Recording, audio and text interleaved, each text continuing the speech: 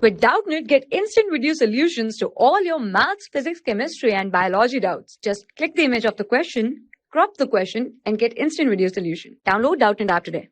The question is, the ability of animals to regenerate lost part was first reported by, and the options are Patton, Tremblay, Stoller, or Garrison. So this ability of animals to regenerate lost parts is known as the ability of regeneration. And this property was first reported by Tremblay.